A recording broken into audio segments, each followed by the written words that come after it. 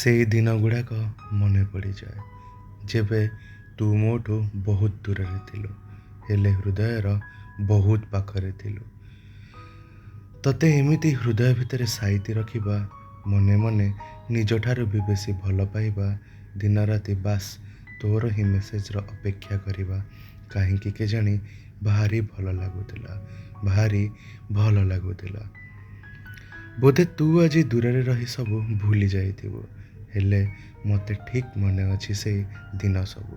ତୋର ଗୋଟେ ଝଲକ ପାଇବାକୁ, ତତେ ଥରେ ଦେଖା କରିବାକୁ, ମାଇଲ ମାଇଲର ଯାତ୍ରା ବି ମୋତେ ପାଖ ଲାଗୁଥିଲା। କଲେଜରେ କମ୍ ଥିବା ଆଟେଣ୍ଡାନ୍ସ, ସାର୍ଙ୍କ ଗାଳି କି ବାପାଙ୍କ ଡର, ସବୁ ଭୁଲି ବାସ୍ ଲୁଚି ଲୁଚି ତୋ ପାଖକୁ ପଳେଇବା, କାହିଁକି କେଜାଣି ଭାରି ଭଲ ଲାଗୁଥିଲା, ଭାରି ଭଲ ଲାଗୁଥିଲା। ଏମିତି ଅନେକ ଦିନ ପରେ ଆଖି ଆଗରେ ମୋତେ ଦେଖି ଦୂରରୁ ତୋର ମୁହଁରେ ଫୁଟି ଆସୁଥିବା ସେଇ ହସ, ଦୌଡ଼ି ଦୌଡ଼ି ଷ୍ଟେସନ ଭିତରେ ମୋର ପାଖକୁ ତୁ ଆସିଯାଉଥିଲୁ। ସମାଜକୁ ଖାତିର ନ କରି ସମସ୍ତଙ୍କ ଆଗରେ ସେମିତି ମୋତେ ଜୋରରେ ଜାବୁଡ଼ି ଧରି ବହୁତ କାନ୍ଦୁଥିଲୁ। ମୋତେ ପାଖରେ ପାଇ ତୋର ବଢ଼ିଯାଇଥିବା ସେଇ ସ୍ପନ୍ଦନକୁ ଶୁଣିବା, କାହିଁକି କେଜାଣି ଭାରି ଭଲ ଲାଗୁଥିଲା, ଭାରି ଭଲ ଲାଗୁଥିଲା। ତୋର ବାହୁ ଭିତରେ ହଜି ଯାଉଥିଲି ମୁଁ, ଭୁଲି ଯାଉଥିଲି ନିଜକୁ, ବାସ୍ ଅନୁଭବ କରୁଥିଲି ତୋ ପ୍ରେମକୁ। ତୁ ସେମିତି ମୋ ସହ ନ ଖାଇ ନ ପିଇ ଘଣ୍ଟା ଘଣ୍ଟା ଧରି ଗପୁଥିଲୁ, ଆଉ ସେଇ ଗପ ଭିତରେ ତୋର ଆଖିକୁ ମୁଁ ସେମିତି ଚାତକ ପରି ଚାହିଁ ରହୁଥିଲି।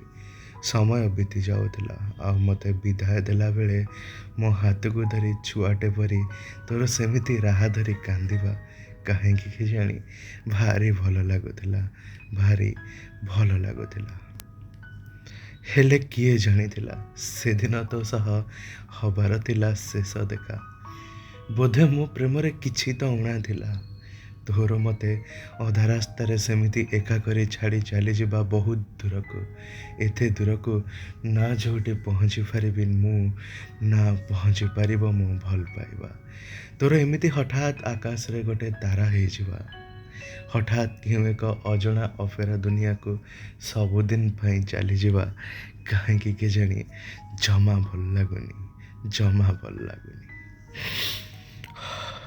ଆଜି ବି ତୋ ଫଟୋ ଉପରେ ନଜର ପଡ଼ିଗଲେ ଥରେ, କାହିଁକି କେଜାଣି ହୃଦୟଟା ସ୍ଥାଣୁ ପାଲଟିଯାଏ।